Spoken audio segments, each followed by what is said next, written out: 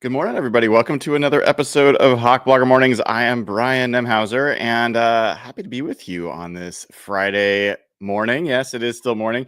And today, the reason I'm a little bit later than normal has nothing to do with golf, actually.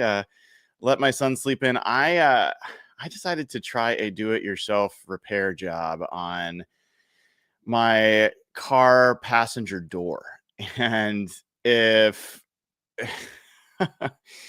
you know, I think I told you guys the story if you've heard before, but I went hiking one time. I was dumb enough to leave my jacket in the car with my wallet in it, which was really stupid. And someone smashed the passenger window, stole the jacket and the wallet, whatever.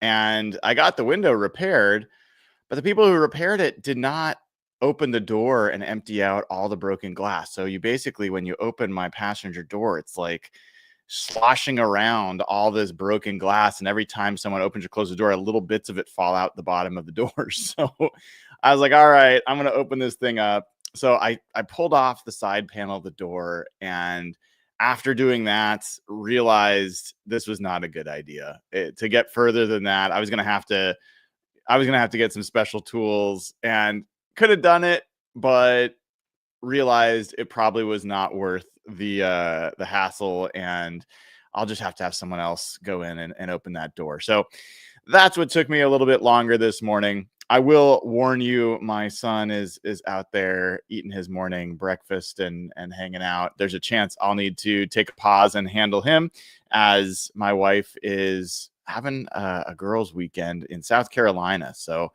I'm single parenting. But with all of that, today is a really fun episode because we are going to continue our ranking progress that we've been doing. And if you've kind of followed along to this point, you have some idea of what I've been doing to rank each of these different positions. We go through and we look at the positions, who's in them, and then we go and start to share, what we know about them, what we find out about them, all those good things, right? So the thing here is that I think that the edge group for the NFC West, I know that the edge group for the NFC West is one of the strengths of this division. And today we are going to get a chance to go through and take a look at how that group looks relative to one another. We're going to get reacquainted with a group that has changed a little bit, honestly, this off season. So I will get you up to speed on all that, and then I will share with you the rankings from other people, what they think about the edge group in the NFC West. We'll look at PFF, we'll look at and their rankings, we'll look at Mike Clay from ESPN and his rankings, and see if they agree or disagree with mine. If you have not been with us up until now, here is a quick update of where the rankings have been so far and all the groups that we are going to do. So we have done wide receiver, tight end, interior defensive line, and cornerback. Today we will do edge. And we've got a bunch left to do. You can kind of see where the Seahawks have stacked up. Believe it or not, they're not first in all my rankings. I'm trying to be as objective as possible. And when I was putting this back together, I have to admit, I went back to the cornerback group and I really was like, do I really have the 49ers at fourth? Like, Diamador Lenore is a better player than any of the cornerbacks on the Cardinals roster. And then I went through again and I was looking at it. I almost switched it. But at the end of the day, like, I just like the Cardinals' depth and their potential there. That might have been an incorrect assumption to make, but it is worth noting that as of an hour ago, it has been reported that Diamador Lenore, the cornerback for the 49ers, was arrested in LA for resisting an officer.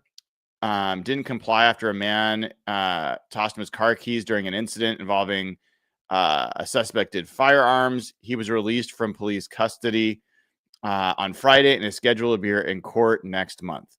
This seems like a relatively minor thing, but worth kind of just being aware of as far as news in the NFC West. He was arrested. It does not change my rankings. If he was not part of the 49ers due to suspension, that might change my rankings. But at this point, I'm keeping the 49ers fourth in that cornerback ranking. And I think that one's a very debatable one, but that's where I kind of landed. All right. Now, as we always do on these episodes, you will get to know with me who is in this position group across the division. So let's do that real quick. Let's go through each of these teams and just who are the edge players. And keep in mind, edge players, if you're not familiar, in some defenses, if it's a 4-3 defense, 4-down linemen, you're going to have defensive ends. In other defenses, you're going to have a 3-4. You're going to have stand-up, 2-point stance, outside linebackers. All of those players count as edge rushers. So when we talk about the 49ers, they are more of a 4-down defense. So you're talking more about the defensive ends. In this case, you're talking about Nick Bosa, probably the most prominent pass rusher in the division, one of the most prominent in the NFL. He is their best, their best defensive edge rusher without a question. After Nick Bosa, it gets interesting. They traded for Bryce Huff, who we'll talk about a little bit, had some success with Robert Saleh in New York with the Jets, was a washout in Philadelphia last year. The other player that they spent significant capital on was Michael Williams, the rookie that they drafted 11th overall this year. They also have Yetur Gross-Matos as another edge rusher in that group. They have a few other guys, but those are the prominent players that we'll probably spend the most time talking about in this episode. Let's move on to the division champion Rams. They have a 3-4 defense. So you're talking more about outside linebackers. And to that extent, you're talking about guys like Byron Young, who was drafted a few years ago and has been pretty darn successful as an edge rusher. You're talking about Jared Verse, who may be the best young edge rusher in the NFL. Depending on how you want to define young and how you want to define edge rusher, but I think he is in the conversation, and I think is going to assert himself even more this year. We'll talk about him for sure. Other guys that are on that list: Josiah Stewart, a draft pick from University of Michigan this year, very undersized, but had a lot of advanced, metrics that agreed with him in college. So we'll see if that translates to the pros. Brennan Jackson, who was from Washington State, a Coug, who did not play much last year due to injury. We'll see if he gets to be more a part of their plans. Those are their primary 4 edge rushers, at least based on the depth chart going into training camp. We get to the Arizona Cardinals, and the Arizona Cardinals have made a lot of moves here. They are a 3-4 as well, and so we're talking about their outside linebackers. They brought back Baron Browning, who was from the Denver Broncos. He was someone they traded for last year, and then they re-signed in free agency. The other guy that they signed in free agency was Josh Sweat, one of the bigger free agents added to the NFC West this offseason. He comes in as a guy that was a key part of the Eagles Super Bowl season last year, and so he joins the desert team down there in Arizona. The other guys that are worth mentioning, I think a little bit more than 4. So Zaven Collins, a former first-round pick, as well as BJ Ojolari, another young player. And then Jordan Birch is a rookie that they drafted, I believe, in the 3rd round. He is somebody that we'll probably spend a little bit of time talking about there. So that is the edge group for the Arizona Cardinals. Let's get to your Seattle Seahawks. The Seahawks are a 3-4 group. They have their outside linebackers. You've got Derek Hall, Boye Mafe, 2 of the better young edge rushers in the division and in the NFL. And then you've got DeMarcus Lawrence, who is a reasonably large free agent addition from Dallas, as well as Uchenna Nwosu. After that, I don't think that I would probably get too far beyond those groups. You've got guys like Jared Ivey and Connor O'Toole and some other guys that may, Tyreek Smith, who may push the edges of the roster. But I think you're really talking about Derek Hall, Boye Mafe, DeMarcus Lawrence, and Uchenna Nwosu. All right, so let's take a look at how these guys did from Field Vision Pro, which is something I've started doing in this series over the last few episodes. And if we take a look here, you can see that. Let me close the filter for a second so it gets even bigger.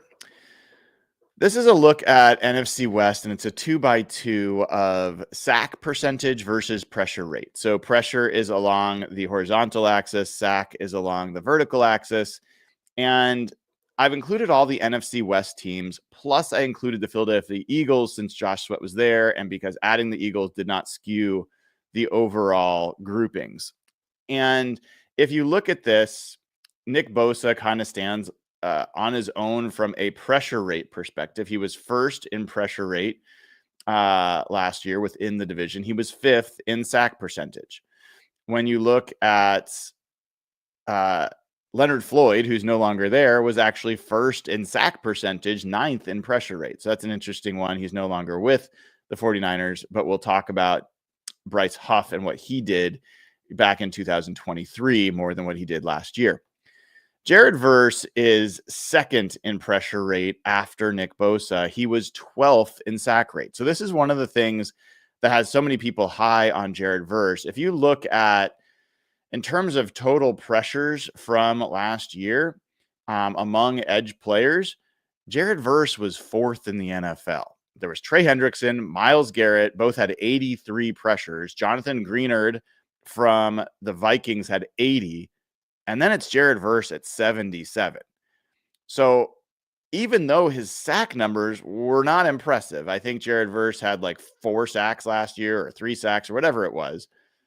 His pressure numbers, it really indicate just how disruptive he is, how talented he is. And over the seasons, pressure rate tends to be a better indicator than sacks. Sacks, there's a little bit of luck involved with sacks, and it's a little bit more variable. Pressure and pressure rate tends to be a little bit more stable and a better indicator of, you know, the quality of the pass rusher. With that in mind, it's worth knowing that Boye Mafe finished third in the NFC West among edge players in pressure rate. Third. So even though Boye Mafe's sack numbers came down last year, his pressure rate was pretty similar to what it was in the previous season when he had, I think, 9 or 10 sacks. Let me take a quick look at that before I forget to do it. I want to say it was 9 sacks. Yes, it was 9 sacks in his second season. He had 6 sacks in 2024. So the pressure rate for Boye Mafe, third among all NFC West edge rushers. Now, it is a decent distance from Nick Bosa and Jared Verse, who are similar in their pressure rate. Now, the guy that ranks fourth, interestingly, is Josh Sweat. So this is what he did for the Eagles last year. He is essentially just a little bit behind Boye Mafe. So while everyone wants to talk about Josh Sweat being this huge addition, Boye Mafe has essentially been Josh Sweat or better in the NFL from his second season on. I think that's worth noting and not something you probably hear from most people, but I think that a lot of metrics would agree with that notion, at least from a pass rush perspective. We're going to look at run defense as well, but now we're focusing on pass rush. Next is Byron Young. Byron Young was 6th in pressure rate, 3rd in sack rate. So while Jared Verse gets a lot of attention, as he should, Byron Young was a very productive edge player for them in what was his second season in the NFL. Even without Aaron Donald, there was a lot of question about whether they would, really suffer when Aaron Donald left and these guys were benefiting too much from his presence. Didn't as much prove to be true, at least with Byron Young. Then you've got Derek Hall. He ranked 8th. Well, I'm not talking about Brandon Graham because this is the negative side of getting the Eagles players in this list. You got a few other people in there, but basically you've got Byron Young as the 5th and Derek Hall as kind of the 6th. He's right in line with Draymond Jones. And so Derek Hall is one of the guys in the top right quadrant. The only guys in the NFC West last year that are in that quadrant who will play in the NFC West this year are Nick Bosa, Derek Hall, and Byron Young. Those are the only guys that fully make it into the top quadrant. It's possible Josh Sweat also makes it into that quadrant. Boye Mafe, because his sack rate was a little bit lower, does not quite make it into the top right quadrant. Other guys worth mentioning. Zaven Collins for the Arizona Cardinals is up there. He had ranked 7th in sack rate, 12th in pressure. Michael Hoyt is a guy that played for the Rams last year and is gone. And I think he's going to be missed more than people realized. Yeturgros Matos ranked 14th. And really probably I should say like 11th if I remove the Eagles players in pressure rate. And then, you know, after that, I don't know that there's a lot of guys worth mentioning here. What I'm going to do here is I'm going to drop down the snap percentage that's required to show up to see some of the other players that are probably at least worth talking about. Baron Browning had a higher pressure rate in his time with Arizona than Boye Mafe. So he's worth, being aware of. And then the other guy that I wanted to, who was the other guy I wanted to bring up? Oh, let's bring in the Cowboys. And what's going to happen here? So Uchenna Nwosu, by the way, he only had a few snaps. I don't think he's particularly representative of how he's playing, so I'm not going to talk about that as much.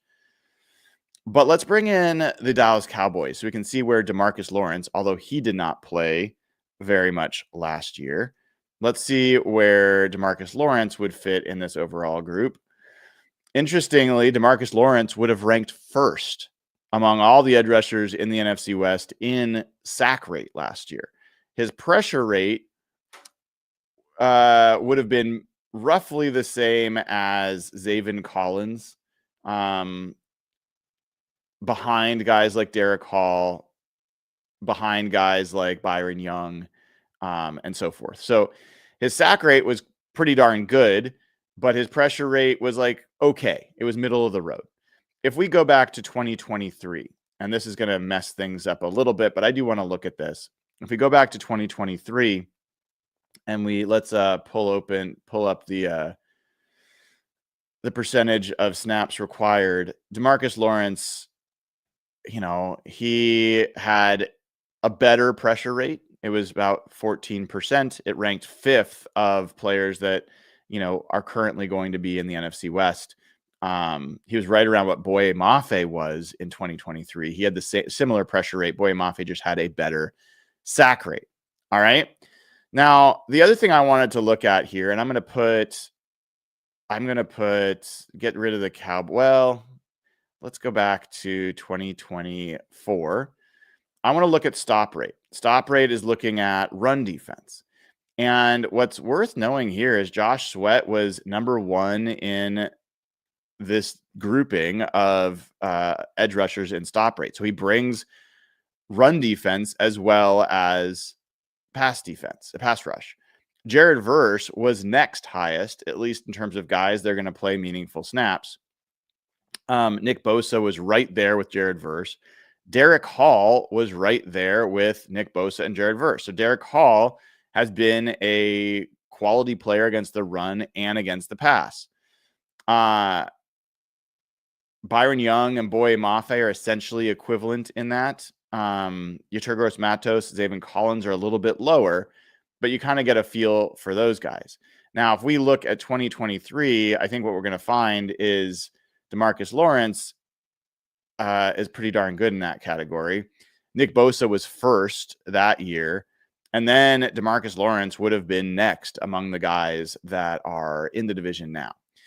So that's just a kind of a quick look around some of these edge players and what they bring to the table. I want to look at, let me go back to 2023 and let me bring in the New York Jets.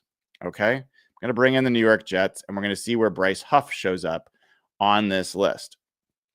So now we're going to that. And if you look at 2023, Bryce Huff would have been far and away the highest pressure rate player in the NFC West, higher than Nick Bosa. In fact, I've got the Cowboys on this list. So you see Micah Parsons. Bryce Huff was essentially right there with Micah Parsons in 2023, the last time he played for Robert Saleh in pressure rate. His sack rate was good. It wasn't like it was pretty good. Like I'm not even going to qualify it. It was pretty good. So Bryce Huff, if they're getting that guy back, that's a pretty valuable pass rusher that they've added. Now, if you look, interestingly, the stop rate was also pretty high. He had right on behind Nick Bosa, ahead of DeMarcus Lawrence in terms of stop rate. That's surprising to me.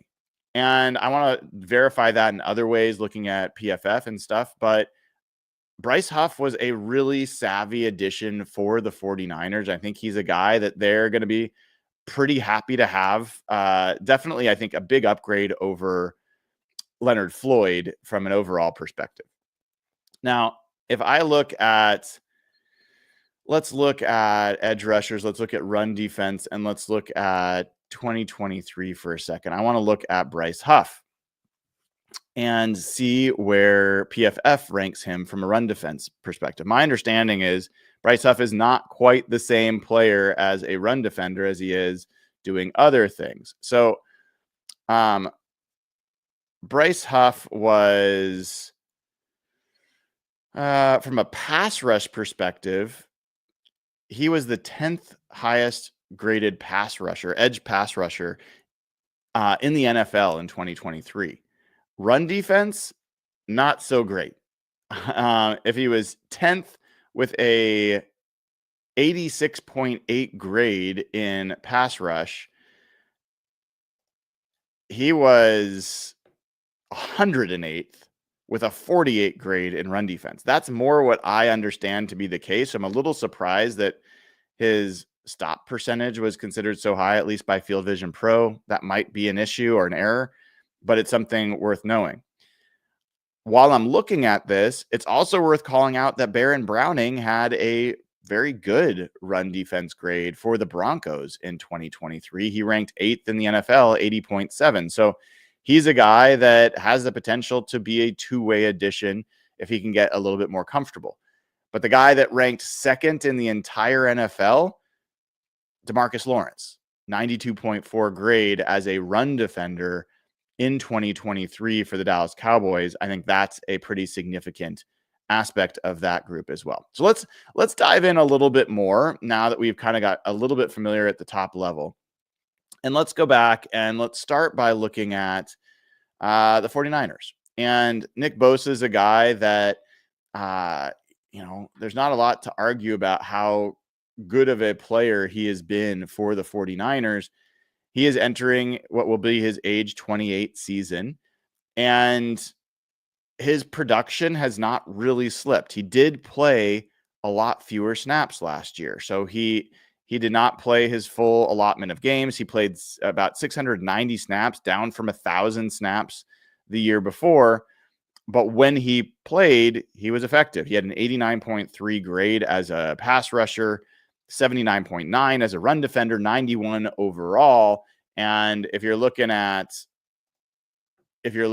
where he ranked among all edge rushers last year, he's going to be in the top couple of edge rushers in the NFL. And he ends up at number 4. Aiden Hutchinson, Myles Garrett, TJ Watt, Nick Bosa are the top 4 for at least PFF. Now, I think there's some question about durability. He has had some issues where he's not able to stay on the field. Last year, he played 14 games, so he did miss 3. The previous 3 years, he only missed 1 game. 2020, he missed all but 2 games. So he's been either very durable or, had some light issues. As he gets older, you'll have to see if that's an increasing issue for him. Now, after Nick Bosa, I think we've talked about Bryce Huff. I think he's going to be the guy that is likely the person opposite of Nick Bosa. I think that is a dynamic pairing of edge rushers, maybe the best edge rush pairing the 49ers have had in years. So Bryce Huff was well down from all his normal numbers last year. He barely played in Philadelphia. And my understanding is part of the reason he barely played was because he was just not the run defender that the other guys were. And so he only got 298 snaps last year, which was down from about 500 with the Jets. He still had a good pass rush grade, 70, which is fine. His run defense, as we said, was not good. Now, you go back to 2023, and he only played 481 snaps that year. So even though he was extremely productive, this is a guy that has not played starter snaps, generally speaking, at any point during his career. And he's still very young. He's only 26 years old, but he had 10 sacks. I mean, he had just tremendous production. He had 10 sacks, 67 pressures in just 481 snaps. That is wild. That is an outstanding pressure rate back in 2023. So Bryce Huff and Nick Bosa are a very good duo. And then you've got a first-round pick in Mykel Williams, who's the 11th overall. I think he's going to be a better run defender to start with than a pass rusher, but he's very young. I think he's 20 years old. They have a chance for him to develop. He might be a guy that outplays his, expectations as a rookie. You don't know. He has the potential to do that. And then Yeturgos Matos, I think, is a fine rotational edge rusher. He is not a starting quality edge rusher. And one of, I think, the most underrated moves of this offseason was the 49ers adding Bryce Huff. I just think that really fills out what was a question mark on this defense to what is now, I think, a very strong aspect of, within the division, one of the best in the division. We'll figure out in a little bit if it's the best in the division. Now, last year, Yeturgos Matos, only played 367 snaps. The year before in Carolina was 465. He has played as many as 850 snaps. He's never had more than 28 pressures in a year. He's never had a pass rush grade higher than, low 60s. So, he's not a great player, but he is a fine rotational player. So that's the 49ers. If we look at the Rams, I mean, if you've listened to this show for a while, Jared Verse was one of my favorite. Jared Verse and Byron Murphy were my two favorite players coming out of the draft last year. Seahawks could have picked either one and I would have been thrilled. And so I'm not surprised by Jared Verse's performance. I think he is going to be a defensive player of the year candidate this year. I think that's real for him. I think he is that good. And I think he is going to just build on what he did last year. And like I said before, he doesn't have the sack numbers, but he was 4th in the NFL in pressures. And then if you look at him from a run defense perspective, he was 10th from a PFF grading point of view in run defense. And if you look at his overall PFF grade, he was the 9th best edge player as a rookie with an 86 grade. That is, it is not easy to come into the NFL. It is a big boy league and dominate in your first year. He's done that. So I think sky's the limit. I think he could absolutely take the mantle as best edge rusher in this division this year from Nick Bosa. He had more pressures than Nick Bosa last year. He played more games. I think he's in the conversation for being at that level of an edge rusher. Now, Byron Young is a different player, but he's also pretty good. If we look for Byron Young in this list and figure out where he shows up, Byron Young, interestingly, does not grade out very well from a PFF perspective. He does well as a pass rusher, 66 grade there, and he had 44 pressures last year, but only a 54.7 run defense grade holds him back. From an overall pressures perspective, he ranked 38th in the NFL. And that might not sound like super high, but again, keep in mind, every team's going to have at least 2 and usually 3 players getting a lot of edge rush snaps. So if you're in the top 64, if you're in the top half, of like, I would say 70 to 80 players, then you're doing pretty good. And that's roughly where Byron Young falls. So he had, again, 44 pressures last year. After that, it gets thin. It is a question mark. Josiah Stewart from Michigan, don't know. He's super undersized. Had some really interesting numbers, but very undersized. Brennan Jackson didn't really play last year. So after those top two, the edge rush for the Rams, I think, is really questionable. And a lot is riding on Josiah Stewart actually panning out, or Brennan Jackson, one of those guys. But Josiah Stewart seems like the guy that has a little more juice, being a guy that can play for them. So that's the Rams group. If we go to the Cardinals group, this one's fascinating to me because Josh Sweat is a really good addition. I think he really solidifies and raises the floor for that group. Josh Sweat's also not like, he's not going to be one of the best pass rushers, edge rushers in the NFL. That's just not, I don't think, who he is.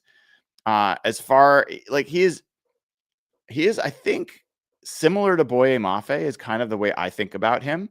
I don't know if all the numbers agree, but that's kind of how I think about him. He was the 24th graded overall edge rusher last year by PFF.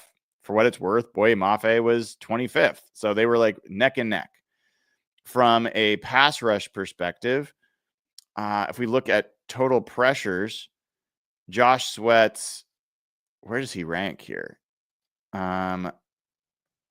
Let me see if I can find Josh Sweat in the rankings. He had 54 pressures. That's pretty good. That ranked 21st in the NFL last year.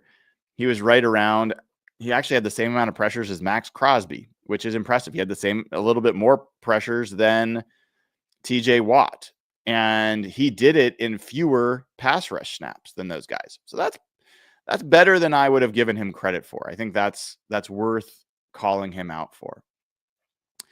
From a run defense grade, he also, I think, does reasonably well, but let me double check that. He had a 69.3 grade. There's nothing wrong with that. That's solidly above average, at least by PFF grading perspective. So I think that's interesting. Now, after Josh Sweat, you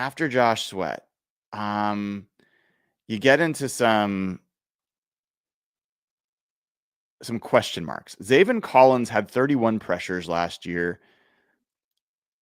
He was not a particularly highly graded pass rusher. He had a 60 grade there. He did have an 85 grade as a run defender.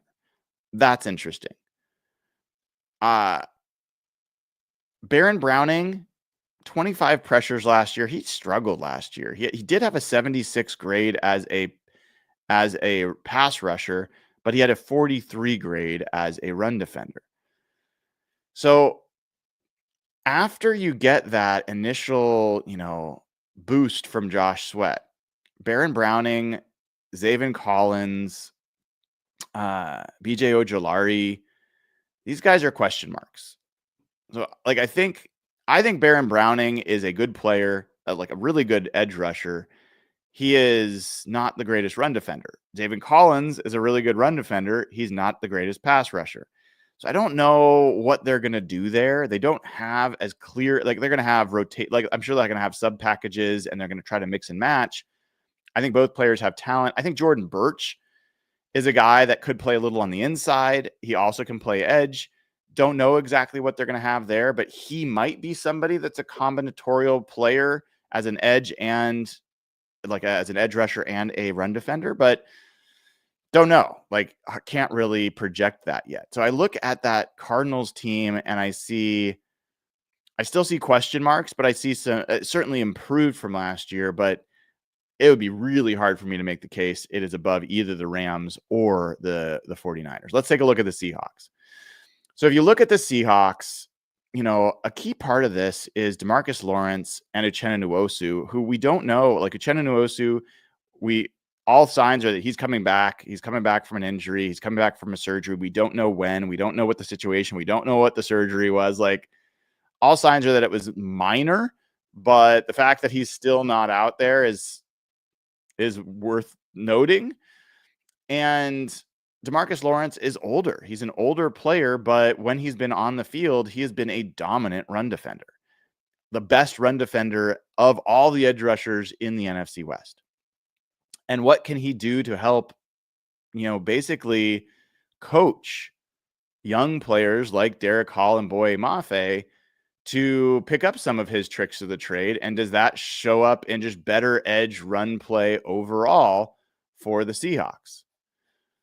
The other thing that I'll call out here is, as we mentioned, Boye Mafe did not have the sack numbers, but his pressure rate was still pretty good. And he had 47 pressures last year. That actually was more than Derek Hall, who had 45, even though Derek Hall had more sacks, 8-6.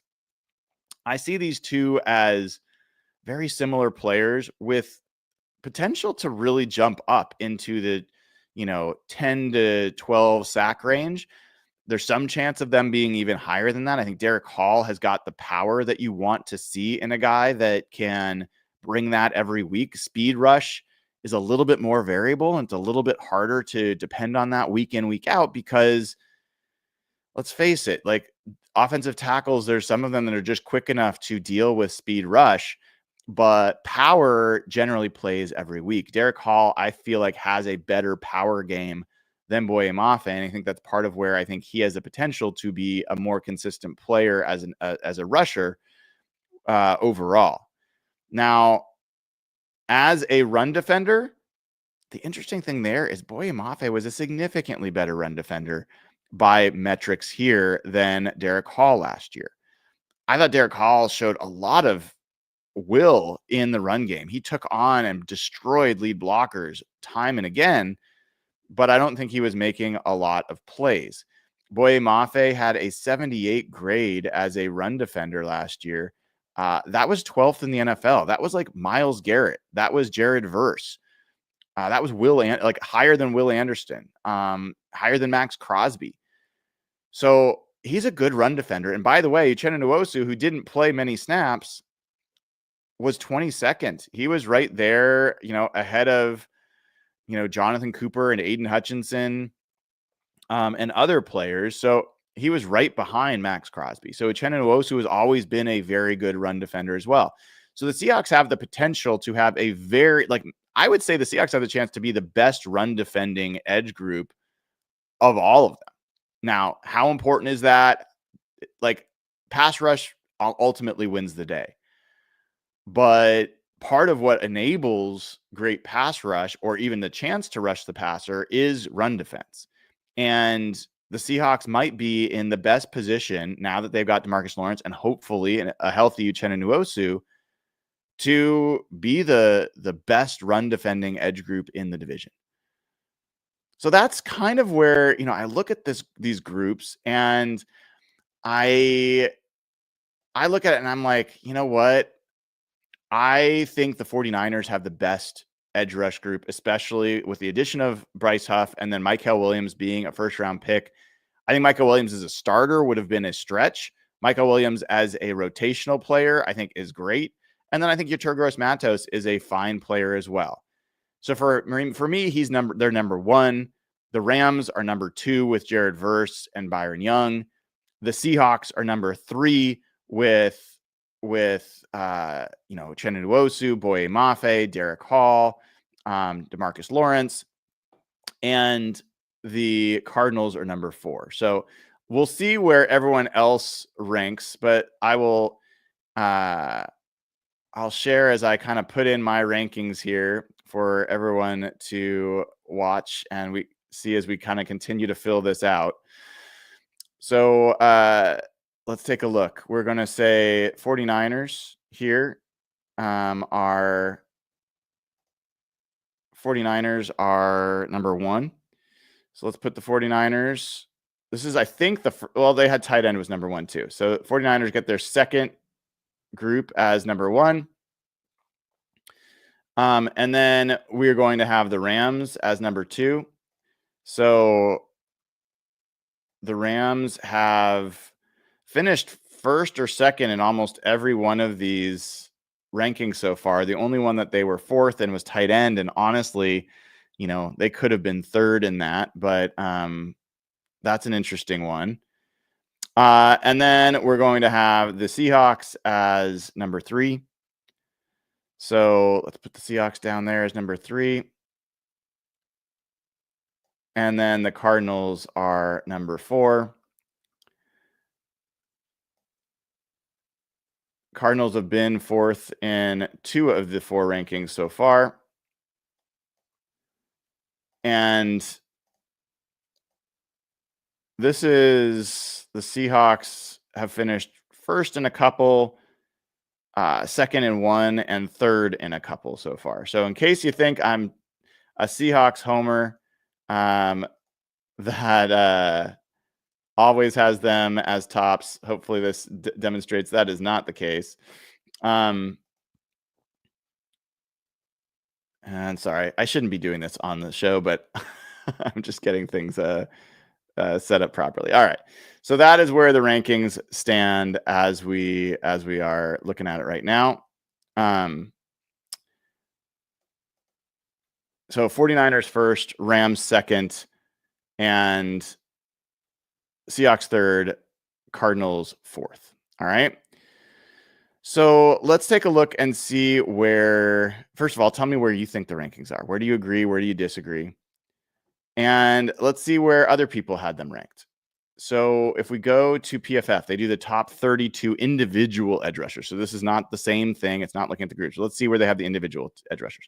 They have Nick Bosa as number 4 overall. So he's the top in the division. I think that's right. That's where I would have him as well. Jared Verse as 8th. So he's the second highest, which is also where I would have him. And then after that, the next highest graded edge rusher in the division. Wow. Josh Sweat at 25 for the Cardinals. So they have Josh Sweat higher than any of the Seahawks edge rushers. They have Zadarius Smith, a free agent, higher than any of the Seahawks edge rushers. They don't have a single Seahawks edge rusher in the top 32. They do not have any other NFC West players in the top 32. That's interesting. So by at least PFF's look, I think the 49ers, Los Angeles, they might argue about Seattle being 3rd, but that's where I've got it. So let's look at Mike Clay's positional rankings. We'll look at the edge rush grades. And again, he does it 1 through 10, 10 being the best. For the Los Angeles Rams, he has the Rams at a 7. That's interesting. I would have it higher than that, but he has them at 7. He has got the Arizona Cardinals at a 5. He's got the San Francisco 49ers at a 7. So he's got them tied with the Rams, and he's got the Seahawks as a 6. So Mike Clay and I see it similarly. He's got the top 2 the same, and he's got the Seahawks 3rd and the Arizona Cardinals 4th. So that's it. That's the rankings right now for edge rushers in the NFC West. Let me know where you see it the same, where you see it different. Make sure you like and subscribe to the show. We just crossed 21,000 subscribers here on YouTube. Going to keep growing. Go to patreon.com/hawkblogger. Get instant access to ad-free audio of this show.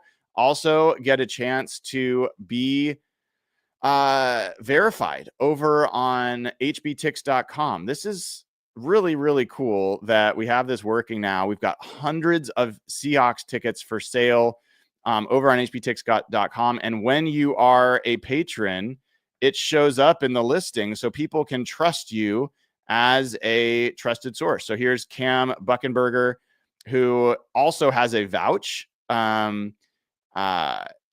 It says this comes from Danny Pardini, who's another Seahawks fan. Cam is the best, and his ticket location at 2:30 is incredible. Here is him selling seats for the Week 3 game against the Saints.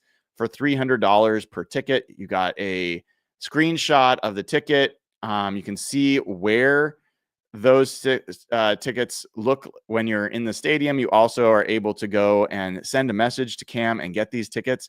This is the only place where you can go to get tickets, to sell tickets to Seahawks fans. Make sure that you're keeping and protecting the home field advantage in Seattle.